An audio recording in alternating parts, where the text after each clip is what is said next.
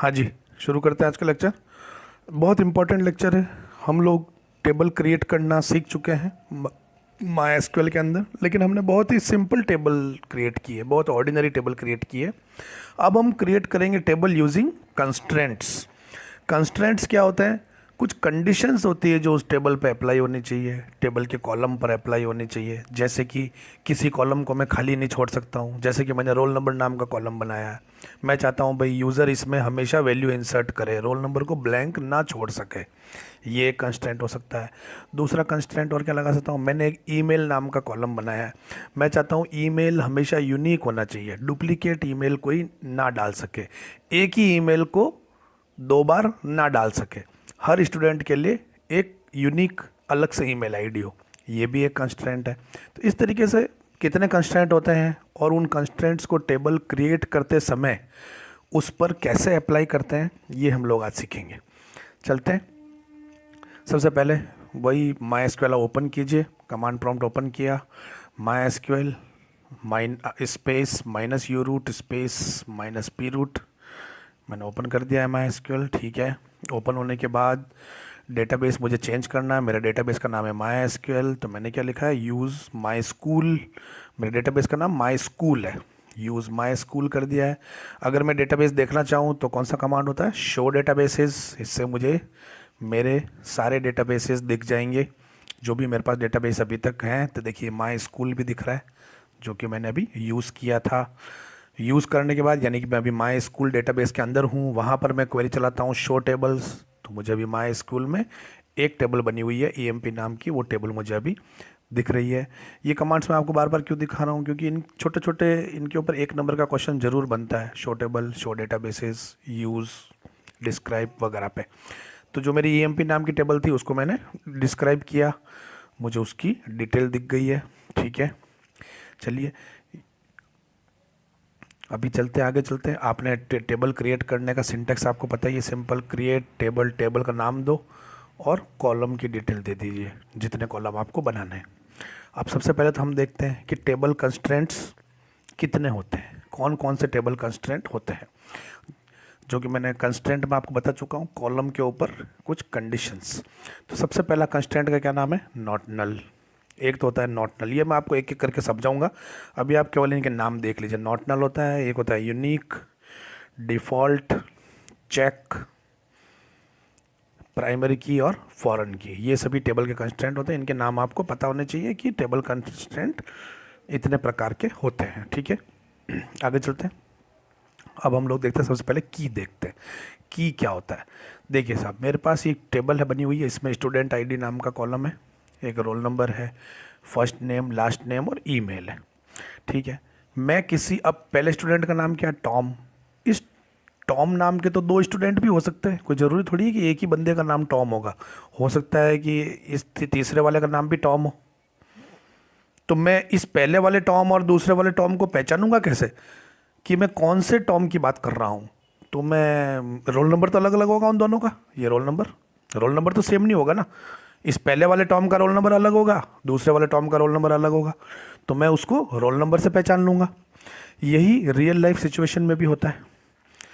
आप अपना स्कूल का डेटाबेस अगर आप बना रहे हैं तो यही चीज़ आएगी कि एक ही नाम के 25 आदमी मिल जाएंगे, तो उनको मैं कैसे पहचानूंगा? या तो स्कूल की बात करें तो या तो रोल नंबर से, या उनके एडमिशन नंबर से, एडमिशन नंबर भी सबका अलग अलग होगा, या हो सकता है मैंने उनका मोबाइल नंबर सबका ले लिया हो जो कि अलग अलग लिया हो। मैं इंश्योर करूँगा कि दो बच्चे एक ही मोबाइल नंबर ना डालें, यह मैं इंश्योर करूँगा। अगर मैंने इंश्योर कर लिया तब मैं मोबाइल नंबर से भी पहचान सकता हूँ।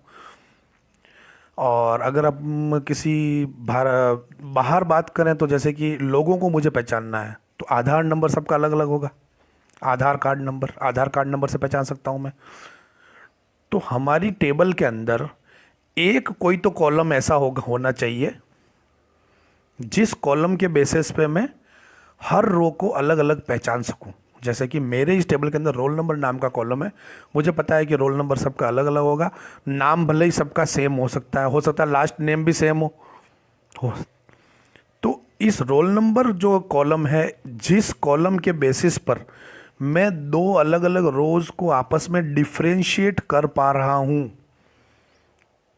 इस केस में इस रोल नंबर नाम के कॉलम को कहा जाएगा प्राइमरी की, इस टेबल की प्राइमरी की कहा जाएगा। तो प्राइमरी की क्या होता है? प्राइमरी की वह कॉलम होता है जिससे कि मैं दो रो को आपस में डिफरेंशिएट कर सकूं, दो रो के बीच में फर्क कर सकता हूं मैं। तो यहां पर अब इस टेबल में देखो देखो, अब पहली बात तो जब हम टेबल क्रिएट करते हैं तब हमें सोचना पड़ता है कि यार कौन से कॉलम को प्राइमरी की बनाया जाए। जब मैंने टेबल क्रिएट की, देखिए यहाँ देखिए हमने ये EMP नाम की टेबल हमने बना रखी है, ये मेरे कॉलम के नाम है। अब ये टेबल मैंने बना दी, अब मुझे ये सोचना है कि यार इसके अंदर प्राइमरी की किस कॉलम को बनाया जाए। तो सबसे पहले देखता हूँ, नीचे से देखता हूँ, चलो बोनस, तो बोनस तो दो लोगों का सेम हो सकता है, डिफ्रेंशिएट नहीं कर सकता हूँ। सैलरी भी दो लोगों की सेम हो सकती है, डेट ऑफ ज्वाइनिंग सेम हो सकती है, सिटी सेम हो सकती है, जेंडर भी सेम हो सकता है, नाम भी सेम हो सकता है, लेकिन एम्प्लॉय आईडी, EMP आईडी हमेशा सबका अलग अलग होगा। तो इस केस में मैं EMP आईडी को प्राइमरी की बना सकता हूँ, बिल्कुल बना सकता हूँ। तो पहले मुझे जब टेबल क्रिएट करने से पहले ये मुझे क्लियर होना चाहिए कि मैं किस कॉलम को प्राइमरी की बना सकता हूँ। तो वापस इसी टेबल में आ जाते हैं। तो जब ये टेबल मैंने बनाई होगी तो मुझे पता है कि मैं रोल नंबर को प्राइमरी की बना सकता हूँ। दूसरा आप देखिए स्टूडेंट आईडी, ये भी सबका यूनिक होगा, स्टूडेंट का आईडी, यानी स्टूडेंट आईडी को भी प्राइमरी की बनाया जा सकता है, रोल नंबर को भी प्राइमरी की बनाया जा सकता है। और इस पर्टिकुलर केस में हमने सबका ईमेल एड्रेस भी अलग अलग लिया है, यानी मैं ईमेल एड्रेस को भी प्राइमरी की बना सकता हूँ। तो यहाँ पर 3 ऐसे कॉलम हैं जो कि प्राइमरी की बनाए जा सकते हैं। लेकिन अब बात क्या आती है, एक टेबल के अंदर एक ही प्राइमरी की होगी, एक से ज़्यादा प्राइमरी की नहीं हो सकती, यानी मैं इन 3 में से किसी एक को प्राइमरी की बना सकता हूँ। तो ये तीनों कीज जो कि प्राइमरी की बनने के लायक हैं, तीनों कॉलम जो कि प्राइमरी की बनने के लायक हैं, वो क्या कहलाएंगे? Candidate keys. ये तीनों क्या कहलाएंगे? कैंडिडेट कीज कहलाएंगे। अब इन तीनों कैंडिडेट कीज के अंदर से मैं किसी एक को प्राइमरी की बनाऊंगा। इसने क्या किया है? स्टूडेंट आईडी को प्राइमरी की बना दिया, ठीक है। तो इन 3 कैंडिडेट कीज में से एक तो बन गई है प्राइमरी की, बाकी जो 2 बचे हैं वो क्या कहलाएंगे? अब अल्टरनेट की कहलाएंगे। बाकी 2 क्या कहलाएंगे? अल्टरनेट की। तो अल्टरनेट की डेफिनेशन क्या हो गई है? वह कैंडिडेट की जो प्राइमरी की नहीं है। अल्टरनेट की मतलब कैंडिडेट की तो वो है, लेकिन वो प्राइमरी की नहीं बन सकी।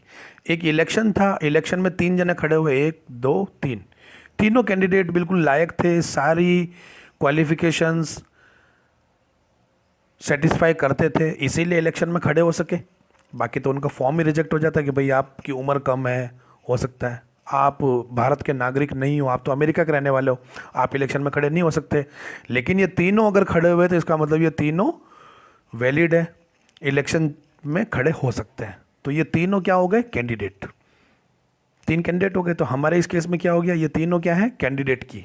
अब इन 3 में से जीतेगा तो कोई एक, मान लो 2 नंबर वाला जीता, ये जीत गया, तो इसको हम हमारे केस में क्या कहेंगे? प्राइमरी की। जो 3 कैंडिडेट की थी उसमें से एक तो बन गई प्राइमरी की, अब बाकी जो 2 बचे वो क्या कहलाएंगे? अल्टरनेट कीज, ठीक है। तो क्या होता है, कई बार ऐसी कंडीशन आ जाती है, हम लोग अगर कोई सॉफ्टवेयर बना रहे हैं जिसमें हम लोग बच्चों का आधार नंबर डाल रहे हैं, हम उनका रोल नंबर भी डाल रहे हैं, हम उसका एडमिशन नंबर भी डाल रहे हैं, उसके बाद नाम, पिता का नाम, सिटी, मोबाइल नंबर, माता का नाम सब डाल रहे हैं। तो यहाँ देखिए आधार नंबर भी हमेशा यूनिक रहेगा, रोल नंबर भी यूनिक रहेगा, एडमिशन नंबर भी यूनिक रहेगा। तो मुझे पता है ये तीनों में से मैं किसी भी एक को प्राइमरी की बना सकता हूँ। तो ये तीनों तो हो गई कैंडिडेट की। इनमें से मैंने अगर आधार नंबर को प्राइमरी की बनाया है तो बाकी जो 2 बचे वो क्या बन जाएंगे? अल्टरनेट की। तो ये कैसे बनाएंगे टेबल के अंदर, ये हम आगे बताऊंगा आपको। अभी तो आप समझ लो, अभी आपको समझ में आ गया होगा कि प्राइमरी की क्या होता है, अल्टरनेट की क्या होता है, कैंडिडेट की क्या होता है। अभी यूनिक की क्या होता है, देखिए ये टेबल मैंने बनाई है, इसमें मैंने इस आईडी को यूनिक बना दिया, आईडी नाम के कॉलम को यूनिक बना दिया।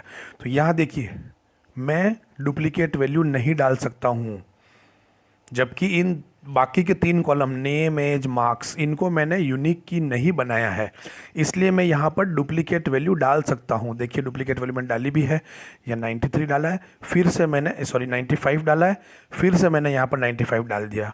इसमें देखो 21 डाला हुआ है तो वापस से 21 भी डाल दिया, क्योंकि इनको मैंने यूनिक नहीं बनाया। लेकिन आईडी को मैंने यूनिक बना दिया तो मैं यहाँ पर डुप्लीकेट वैल्यू नहीं डाल सकता हूँ। ठीक है, यूनिक कंस्ट्रेंट ये होता है। लेकिन एक चीज़ ध्यान रखिए, बहुत इंपॉर्टेंट बात है, यूनिक की अलाउज नल वैल्यूज।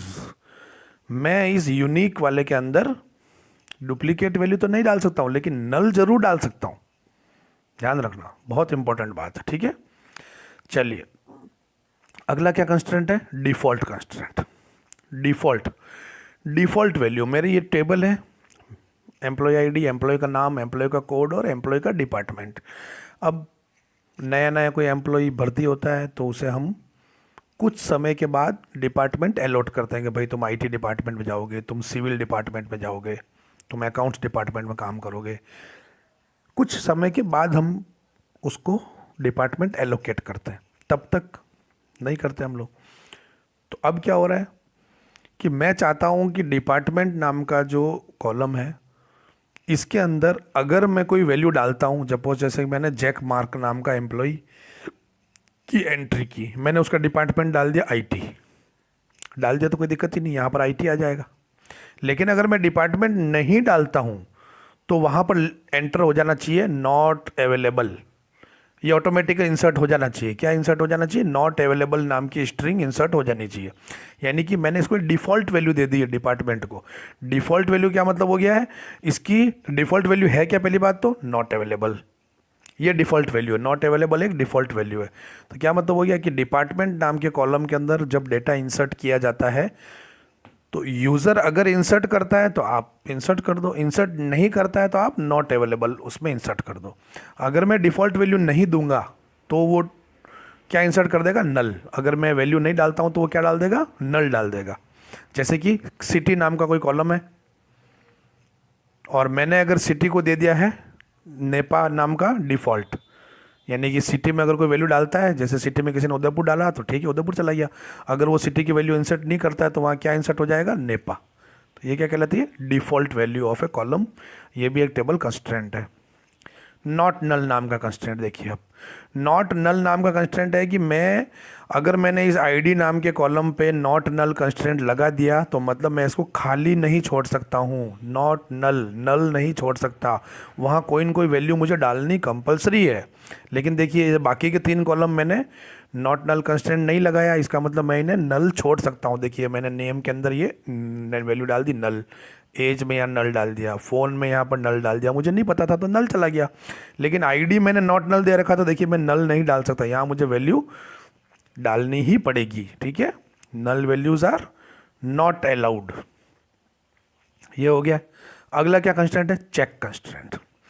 आप चेक करते हो वैल्यू इंसर्ट करने से पहले, जैसे कि एज नाम का कॉलम है उसमें मैंने चेक कंस्ट्रेंट डाल रखा है कि age should be greater than equal to 18, कि इस एज नाम के कॉलम के अंदर जो भी वैल्यू आप डालोगे, पहली बात तो आपने एज इंटीजर बनाया हुआ है, ठीक है, उस इंटीजर की value greater than equal to 18 होनी चाहिए, तभी वो अलाउ करेगा आपको वैल्यू इंसर्ट करने में, वरना आपको अलाउ नहीं करेगा। तो देखिए मैंने एज में क्या वैल्यू डाली है, 19, 21, 22 और 21, ये सभी ग्रेटर देन इक्वल टू 18 है। अगर मैं यहाँ पर वैल्यू इंसर्ट करने की कोशिश करता सपोज 15, तो ये एरर दे देता, ये मुझे 15 वैल्यू इंसर्ट करने ही नहीं देता एज में। क्यों, क्योंकि यहाँ पर मैंने टेबल कंस्ट्रेंट लगा रखा है। कौन सा कंस्ट्रेंट लगा रखा है, चेक नाम का कंस्ट्रेंट, जो कि क्या चेक करता है कि जब भी आप एज की वैल्यू इंसर्ट करोगे तो वो 18 से इक्वल टू ग्रेटर देन होनी चाहिए। लेकिन मैं क्या डाल रहा हूँ, 15, जो कि 18 से छोटा है, तो वो मुझे एरर दे देगा, इंसर्ट ही नहीं करने देगा वैल्यू। तो इस तरीके से आप चेक कंस्ट्रेंट भी लगा सकते हैं। ठीक है, अब आती बात फॉरेन की, ये बहुत इंपॉर्टेंट चीज़ है। ये लेक्चर थोड़ा सा टफ है लेकिन बहुत इंपॉर्टेंट है टेबल क्रिएट करने में। आपके एग्ज़ाम में चाहे 11th का एग्ज़ाम हो चाहे बोर्ड एग्ज़ाम हो, सिंपल टेबल क्रिएट करने का क्वेश्चन कभी नहीं आएगा, विथ कंस्ट्रेंट ही क्वेश्चन आएगा। तो आपको कंस्ट्रेंट आना चाहिए। फॉरेन की समझिए, चलिए मैं बताता हूँ। हमारी पहली बात तो ये देखिए, पहली ये मेरी एक टेबल है, ईएमपी नाम की टेबल है, इसमें ईएमपी नंबर है, ठीक है, जो कि हमेशा यूनिक रहेगा, यानी ईएमपी नंबर इसका प्राइमरी की है। ठीक है, फिर एम्प्लॉय का नाम है, सैलरी है, उसका कमीशन, डिपार्टमेंट नंबर, कुछ आईडी नंबर। ठीक है, हमने ईएमपी नंबर को प्राइमरी की बना रखा है। ठीक है, ये तो एम्प्लॉय की हो गई टेबल। इसमें क्या है, एम्प्लॉय की पूरी डिटेल है इस टेबल में, उसका नाम, पता, जो भी है वो, मोबाइल नंबर, एड्रेस, डिपार्टमेंट नाम, सब पूरा डिटेल है। दूसरी मैंने टेबल एक और बना रखी है अटेंडेंस नाम की। इसमें मैं क्या डालता हूँ, एम्प्लॉय का नंबर, मंथ और डेज। यानी कि सपोज ये एम्प्लॉय 101 ने जनवरी मंथ में 23 दिन काम किया, ये अटेंडेंस की टेबल है ना।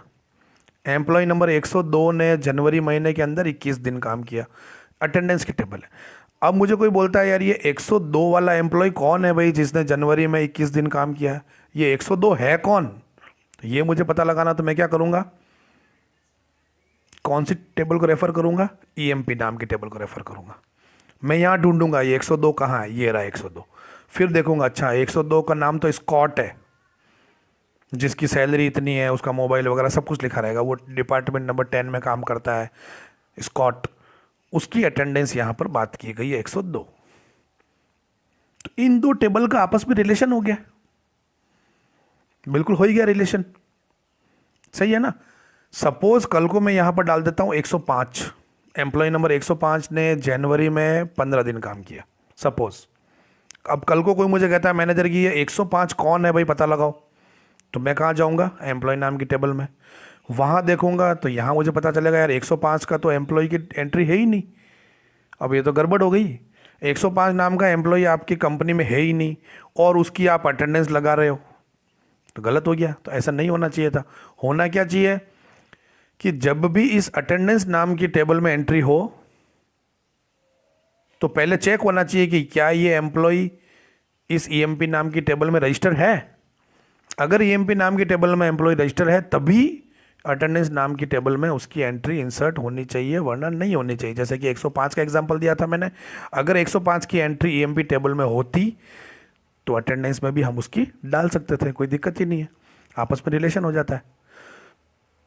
अब इसलिए इस एम्प्लॉय नाम की टेबल को यहां कहा जाता है मेन टेबल या फिर PARENT,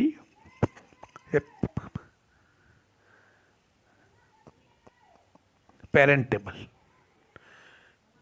ये है मेन टेबल या फिर पेरेंट टेबल। और सेकंड क्या कहलाएगी, चाइल्ड टेबल।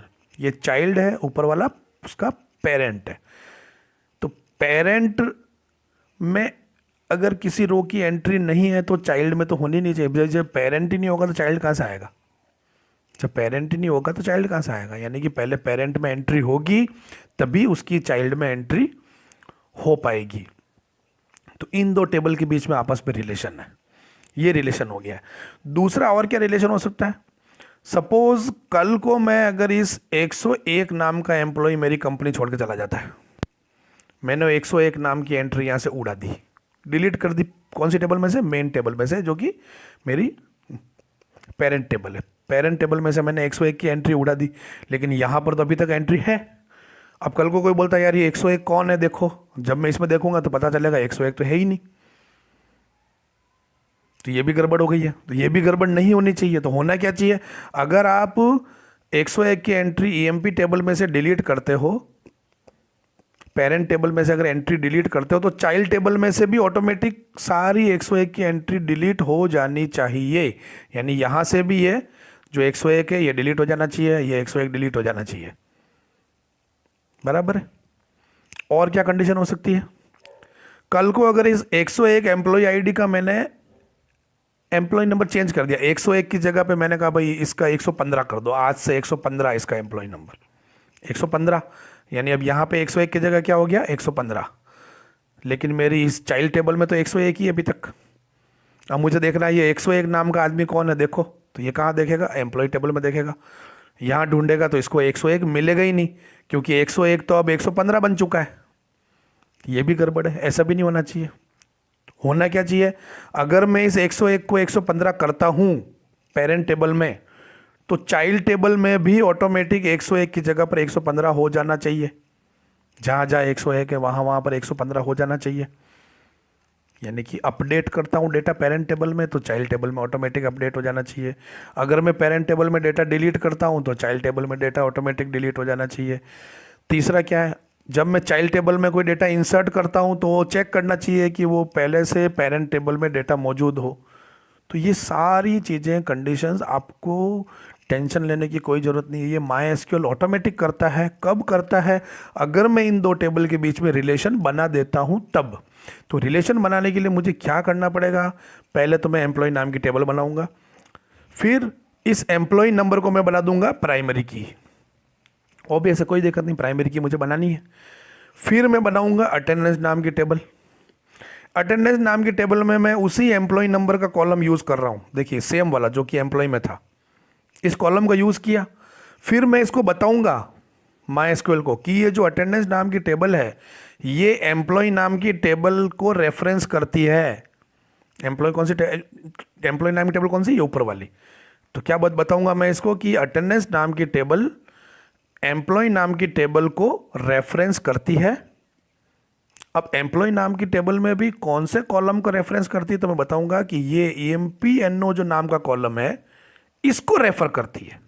एम्प्लॉय नाम की टेबल में EMPNO नाम के कॉलम को रेफर करती है, ये मैं उसको बताऊंगा। प्लस अब मेरी इस अटेंडेंस नाम की टेबल के अंदर कौन सा कॉलम को रेफर करती है? तो यहां पे बताऊंगा कि ये अटेंडेंस नाम की टेबल का एम्प्लॉय नंबर नाम का कॉलम ये रेफर करता है EMP नाम की टेबल में भी एम्प्लॉय नंबर नाम के कॉलम को। तो मैं कॉलम से कॉलम मैंने इनको बता दिया कि ये कॉलम और इस कॉलम का आपस में रेफरेंस है। अब ये रेफरेंस दे देने के बाद इस अटेंडेंस टेबल के अंदर ये EMPNO कहलाएगा फॉरेन की। फॉरेन की कहलाएगा।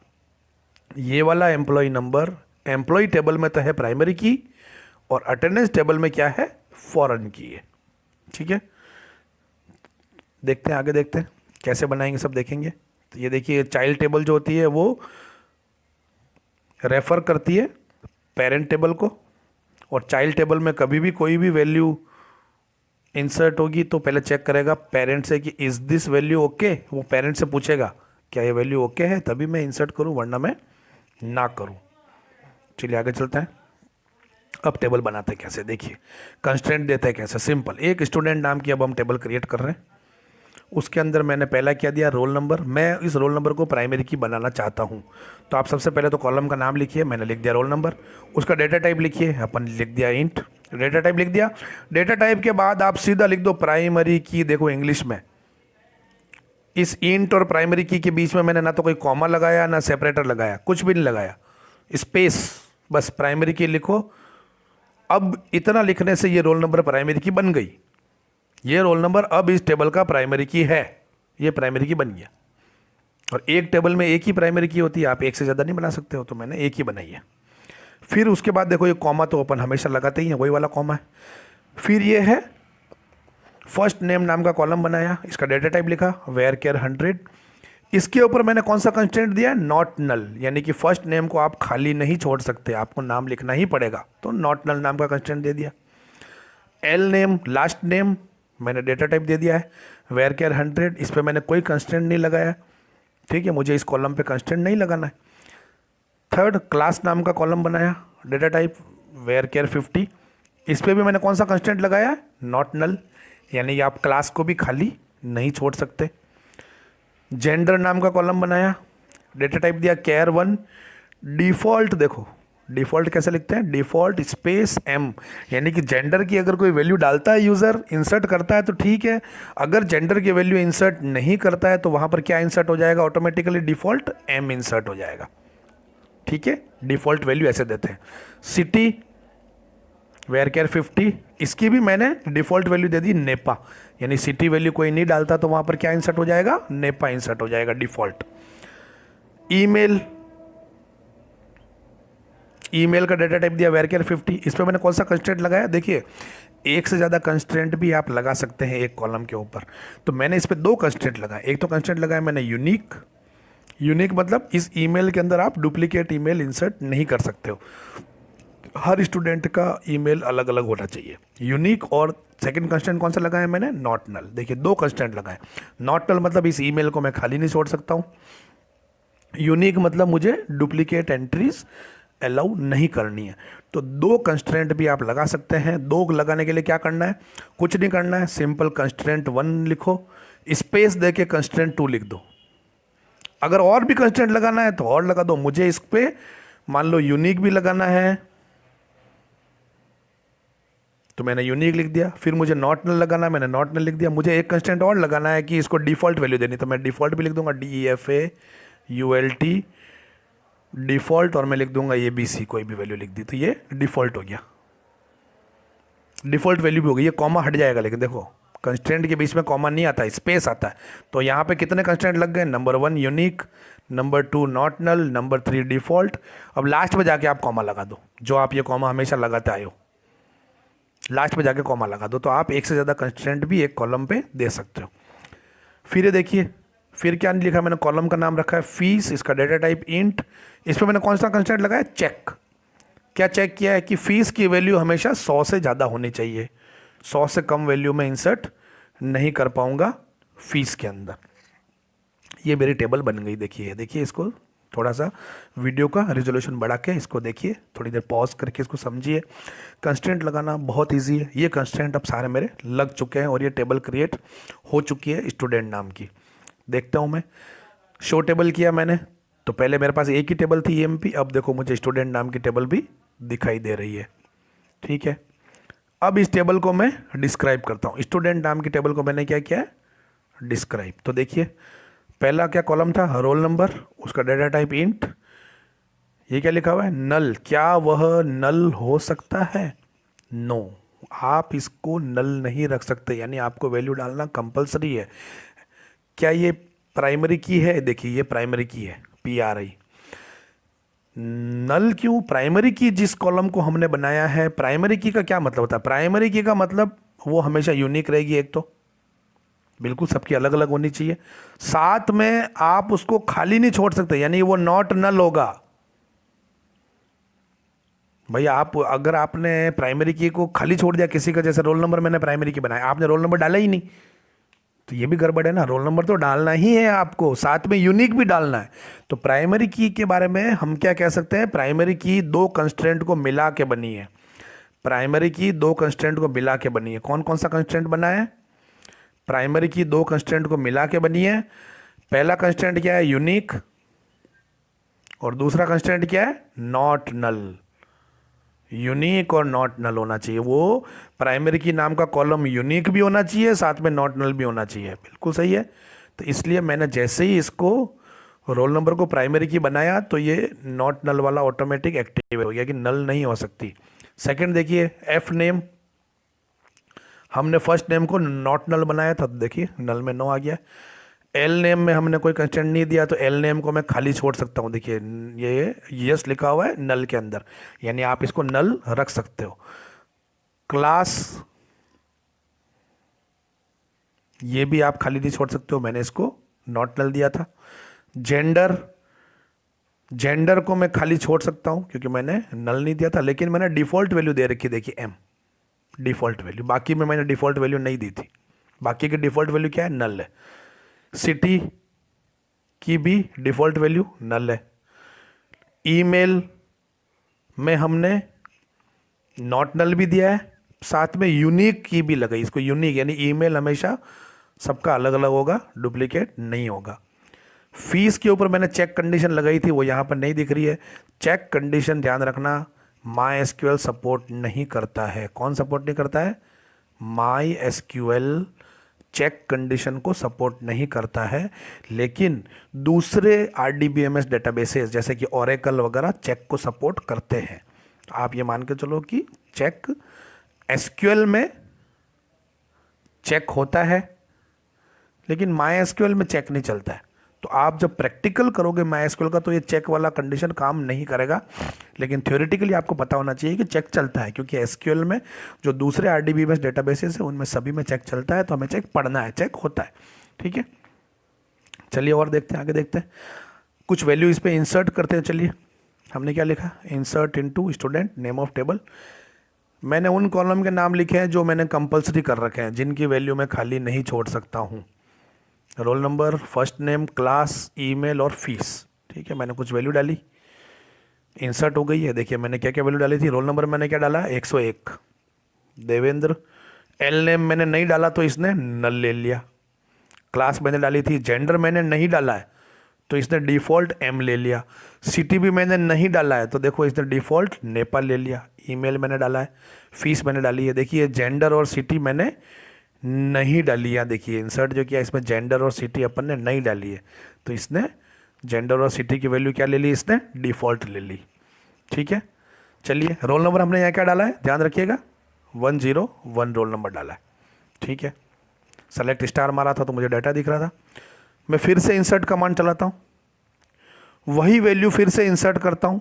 रोल नंबर में मैं क्या इंसर्ट कर रहा हूँ, फिर से 101 इंसर्ट कर रहा हूँ। रोल नंबर में मैं फिर से 101 इंसर्ट कर रहा हूँ। ठीक है, जब चलाया तो ये तो एरर आ गई, डुप्लीकेट एंट्री 101 फॉर प्राइमरी की। हमें पता है कि रोल नंबर को हमने प्राइमरी की बना रखा है। प्राइमरी की मतलब यूनिक एंड नॉट नल। तो आप 101 पहले डाल चुके हो वैल्यू, फिर से आप 101 डालने की कोशिश कर रहे हो तो एरर आ गई कि डुप्लीकेट एंट्री। ठीक है साहब, नहीं डाल सकते आप डुप्लीकेट एंट्री। ठीक है, तो मैं रोल नंबर चेंज कर देता हूँ। चलो मैंने 101 की जगह क्या कर दिया, आप 102 कर दिया। फिर से रन किया लेकिन फिर से एरर आ गई। अब क्या एरर आ गई है, डुप्लीकेट एंट्री फॉर ईमेल।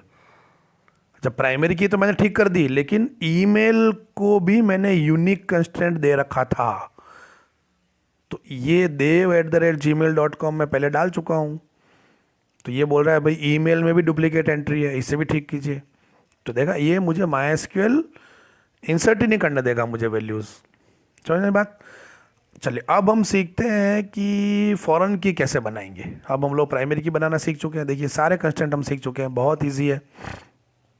यहाँ पे आपने देखा था सारे कंस्टेंट हम लगाना सीख चुके हैं। अब बच्चा है केवल फॉरेन की बनाना। भाई प्राइमरी की तो बना दी थी है, फॉरेन की कैसे बनाते हैं, चलते हैं। तो फॉरेन की बनाने के लिए मैं एक टेबल और बनाना चाहता हूँ, अटेंडेंस नाम की टेबल। अटेंडेंस नाम की टेबल में क्या होगा, 3 कॉलम होंगे, रोल नंबर, मंथ और डेज। यानी कि मान लो रोल नंबर 101 जनवरी मंथ के अंदर 20 दिन आया है, अटेंडेंस नाम की टेबल है। तो ये इस अटेंडेंस नाम की टेबल को मैं चाइल्ड टेबल बनाना चाहता हूँ। चाइल्ड क्योंकि भाई अटेंडेंस नाम की टेबल में उन्हीं स्टूडेंट की एंट्री होगी जिनकी एंट्री पहले से इस स्टूडेंट नाम की टेबल में हो, इस स्टूडेंट नाम की टेबल में हो गया। तो स्टूडेंट नाम की टेबल क्या बननी चाहिए, पेरेंट टेबल। और अटेंडेंस नाम की टेबल क्या बननी चाहिए, चाइल्ड टेबल। स्टूडेंट नाम की टेबल के अंदर रोल नंबर क्या है, प्राइमरी की है। ठीक है, चलिए तो देखिए कैसे बनाते हैं। हमने बनाई है create table attendance, roll number नाम का कॉलम बनाया, उसका डेटा टाइप दिया क्या है, इंट है। आप कॉलम का नाम लिखो, रोल नंबर, उसका डेटा टाइप लिखो।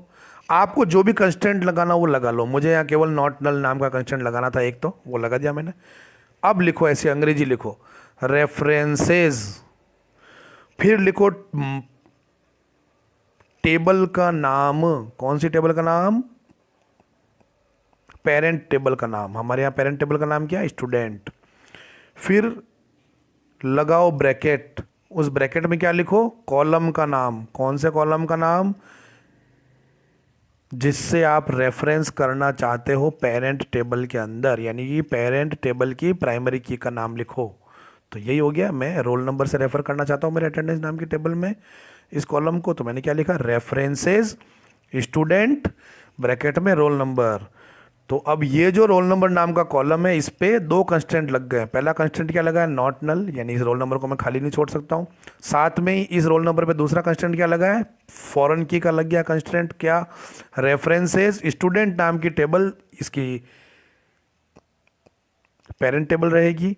और उस स्टूडेंट नाम की टेबल में ये रोल नंबर किसको रेफर करेगा, इस रोल नंबर नाम के कॉलम को रेफर करेगा। मंथ नाम का मैंने कॉलम बनाया, इसका डेटा टाइप दिया है, इसको नॉट नल रख दिया। डेज नाम का कॉलम बनाया, इंट, इसको भी नॉट नल रख दिया। ये टेबल बन गई। शो टेबल में देखूंगा तो मुझे 3 टेबल दिख रही है। अब पहले ईएमपी नाम की टेबल थी, फिर हमने स्टूडेंट बनाई, फिर हमने अटेंडेंस नाम की टेबल बना दी। 3 टेबल मुझे दिखना शुरू हो गई है। इन तीनों टेबलों को अगर आप ध्यान से भी देखेंगे वापस से, तो ये देखिए, ये अटेंडेंस नाम की टेबल है, ये स्टूडेंट नाम की टेबल है। अटेंडेंस नाम की टेबल में रोल नंबर क्या बन गया है, फॉरेन की। ये फॉरेन की किसका है, इस स्टूडेंट नाम की टेबल में रोल नंबर नाम के कॉलम का फॉरेन की है, इसको रेफर करता है। ठीक है, ये 2 टेबल बन गई है। अब जैसा कि मैंने आपको बताया था कि एग्जाम्पल दिया था कि पेरेंट टेबल के अंदर स्टूडेंट नाम की टेबल है, इसमें 101 नाम का स्टूडेंट है, राम है, और अटेंडेंस नाम की टेबल में 101 नाम के स्टूडेंट ने 20 दिन क्लास अटेंड की। ये पेरेंट टेबल है, ये चाइल्ड टेबल है। तो हमने जैसे कि पहले बात की थी कि मैं अगर पेरेंट टेबल में डेटा डिलीट करता हूँ, यानी 101 को अगर मैं डिलीट कर देता हूँ तो चाइल्ड टेबल में भी ऑटोमेटिक डिलीट हो जाना चाहिए, ठीक है। लेकिन कुछ सिनारियो ऐसे होते हैं जहां मैं चाहता हूं कि नहीं पेरेंट टेबल में डिलीट कर दूं लेकिन चाइल्ड टेबल में डिलीट ना हो। जैसे कि कोई बैंक अकाउंट का बैंक का है मेरे पास, एक जो मेरे पास बैंक की सपोज एक पेरेंट टेबल है जिसमें उसका अकाउंट नंबर है, खाता नंबर, नाम वगैरह। दूसरी टेबल चाइल्ड टेबल है कि अकाउंट नंबर, इसने कब कब कितने कितने पैसे निकाले इसकी डिटेल है। 2 टेबल हो गई है। तो मैंने अगर इसका किसी ने खाता बंद कर दिया, सपोज किसी ने खाता बंद कर दिया, तो यहाँ से मैंने डेटा उसका डिलीट कर दिया। लेकिन मैं नहीं चाहता कि चाइल्ड टेबल में उसका डेटा डिलीट हो, क्योंकि मुझे कल को 5 साल बाद 2 साल बाद मुझे ऑडिट करनी पड़ सकती है। मुझे जानकारी चाहिए कि भाई यहाँ जो ये 101 नाम का खाता धारक था उसने कब कब पैसे निकाले थे। वो 101 कौन था उससे मतलब नहीं, मुझे कोई बात नहीं। मुझे तो अगर मुझे इस पेरेंट टेबल में 101 का डेटा नहीं मिलेगा तो मैं मान लूँगा कि ये इसको मैं यहाँ से डिलीट कर चुका हूँ, इसका खाता बंद हो चुका है, ये कोई पुराना खाता धारक है जिसने इस दिन डेटा पैसा निकाला था। मतलब कुछ सिनारियो ऐसे हो सकते हैं जहाँ पर मैं नहीं चाहता कि चाइल्ड टेबल के अंदर डेटा डिलीट हो पेरेंट टेबल में डिलीट होने के बाद, तो क्या करेंगे। तो और कुछ सिनारियो में मैं उसका उल्टा चाहता हूँ कि भाई पेरेंट टेबल में मैं चेंजेस करूँ तो वो चाइल्ड टेबल में भी डिलीट हो जाना चाहिए। तो वैसा बनाना होता तो मैं क्या करता, ये देखिए वही रोल नंबर नाम का मेरा कॉलम, जब मैं अटेंडेंस नाम की टेबल क्रिएट कर रहा था उसका डेटा टाइप दे दिया मैंने इंट, रेफरेंसेस वही सेम, यानी ये लाइन तो मैंने सेम लिखी जैसे मैंने ऊपर लिखी थी फॉरेन की बनाने वाली, रेफरेंसेस स्टूडेंट रोल नंबर। इसके बाद मैंने ये 2 नई चीज़ें जोड़ी, देखिए on delete cascade, on update cascade. अब पहली लाइन ऑन डिलीट कैस्केड का क्या मतलब है, ऑन डिलीट कैस्केड ये अगर मैंने लाइन लिख दी है तब क्या होगा कि अगर आप पेरेंट टेबल में डेटा डिलीट करते हो तो चाइल्ड टेबल में भी डेटा डिलीट हो जाएगा। ये लाइन लिखने के बाद अगर आप ये लाइन नहीं लिखते हो ऑन डिलीट कैस्केड तो पेरेंट टेबल में डेटा डिलीट करने पर चाइल्ड टेबल में डेटा डिलीट नहीं होगा। अगर आप चाहते हो कि चाइल्ड टेबल में भी डेटा डिलीट हो जाए ऑटोमेटिक तो आपको क्या लिखना पड़ेगा, वहां पर ऑन डिलीट कैस्केड लिखना पड़ेगा। इसी तरीके से ऑन अपडेट कैस्केड का क्या मतलब है कि अगर आप पेरेंट टेबल में डेटा अपडेट करते हो तो चाइल्ड टेबल में भी डेटा ऑटोमेटिक अपडेट हो जाएगा ये लाइन लिखने के बाद। और अगर मैं ये लाइन नहीं लिखता हूँ, ऑन अपडेट कैस्केड में नहीं लिखता हूँ, नहीं लिखने से क्या होगा, पेरेंट टेबल में डेटा अपडेट करने पर भी चाइल्ड टेबल में डेटा अपडेट नहीं होगा। तो ये आपको लिखनी पड़ेगी लाइन है ये वाली। तो फॉरेन की बनाने का तो ये सिंपल सी लाइन है, ये वाली नॉर्मल लाइन, ये तो आपको हर बार लिखनी है। फिर आपको ये लिखना नहीं लिखना ऑन डिलीट वाला, ये डिपेंड करता है आपकी कंडीशन के ऊपर। आप लिखोगे ऑन डिलीट ऑन अपडेट तो चाइल्ड टेबल में भी डेटा अपडेट हो जाएगा, डिलीट हो जाएगा। इन लाइनों को आप नहीं लिखोगे तो चाइल्ड टेबल में डेटा अपडेट और डिलीट नहीं होगा, केवल पेरेंट टेबल में होगा। तो इस वीडियो को थोड़ा सा हार्ड पड़ता है, आप 2-4 बार देखेंगे तो आपको समझ में आएगा। अब एक एग्जांपल और बताता हूँ मैं आपको। प्राइमरी की हमने क्या बात की थी कि वह कॉलम जो जैसे कि रोल नंबर नाम का कॉलम मेरा प्राइमरी की बन सकता है, वो 2 रो को आपस में यूनिकली आइडेंटिफाई कर सकता है। अब सपोज मेरे पास एक टेबल ऐसी है, उसके अंदर कॉलम के नाम देखिए है, फर्स्ट नेम है, उसका नेम है, सॉरी यूज़र का नाम है, उसके फादर का नाम है, उसकी सिटी है, उसका एड्रेस है, ठीक है, इतनी चीज़ें हैं। अब इसमें प्राइमरी की किसको बनाऊँ, नाम है, नाम तो 2 लोगों के सेम हो सकते हैं, फादर नेम भी सेम हो सकते हैं, सिटी भी सेम हो सकती है, एड्रेस भी सेम हो सकता है। अब मैं इसमें प्राइमरी की किसे बनाऊँ, मैं किसी भी एक कॉलम को प्राइमरी की नहीं बना सक रहा हूँ।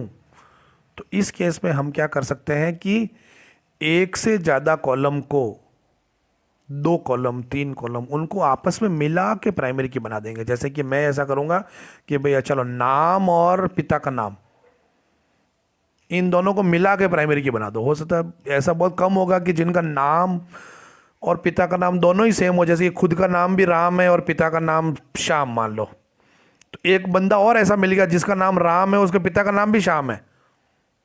ऐसा बहुत रेयर होगा, क्योंकि दोनों का नाम सेम होगा तो हो सकता है पिता का नाम अलग होगा, पिता का नाम सेम होगा तो हो सकता है खुद का नाम अलग होगा। तो मैं चाहता हूँ ये फर्स्ट ने उसका नाम और पिता के नाम इन दोनों को मिला के प्राइमरी की बना दूँ। और क्या एग्जाम्पल हो सकता है कि मैंने मोबाइल नंबर डलवाया है यूज़र्स के, यूनिक नहीं डलवाया है मोबाइल नंबर, वो एक ही मोबाइल नंबर को बार बार डाल सकते हैं। नाम भी डलवाया यूज़र का, सिटी है, एड्रेस है, ईमेल है, तो यहाँ पर मैं चाह रहा हूँ कि नाम और मोबाइल नंबर को मिला के मैं प्राइमरी की बना दूँ, इन दोनों को मिला के। क्योंकि ऐसा बहुत रेयर होगा कि किसी का नाम भी राम है और मोबाइल नंबर भी सेम है। भाई राम और श्याम ने सेम मोबाइल नंबर दे दिया, राम और श्याम ने एक ही मोबाइल नंबर दे दिया, लेकिन अगर मैं इन दोनों को मिला के देखूँ तो राम मोबाइल नंबर अलग, श्याम मोबाइल नंबर अलग, यानी कि दोनों को मिला के तो प्राइमरी की बनाया जा सकता है। तो ऐसी प्राइमरी की को कहा जाता है कंपोजिट प्राइमरी की। क्या कहा जाता है? कंपोजिट प्राइमरी की। कंपोजिट प्राइमरी की मतलब जहां पर एक सिंगल कॉलम को आपने प्राइमरी की नहीं बनाया है, मल्टीपल कॉलम्स को मिला के प्राइमरी की बनाया है। तो अब क्या करूं, हमने प्राइमरी की कैसे बनाई थी टेबल क्रिएट करते समय, कि मुझे रोल नंबर को प्राइमरी की बनाना था तो मैंने उस रोल नंबर के सामने प्राइमरी की लिख दिया। लेकिन अब मेरे इस कंपोजिट केस में क्या हो रहा है, मुझे सपोज नेम और क्लास इन दोनों को मिला के प्राइमरी की बनाना है, कंपोजिट प्राइमरी की बनाना है। तो अब मैं इस नाम के सामने प्राइमरी की लिखूं या क्लास के सामने प्राइमरी की लिखूं, कहां लिखूं?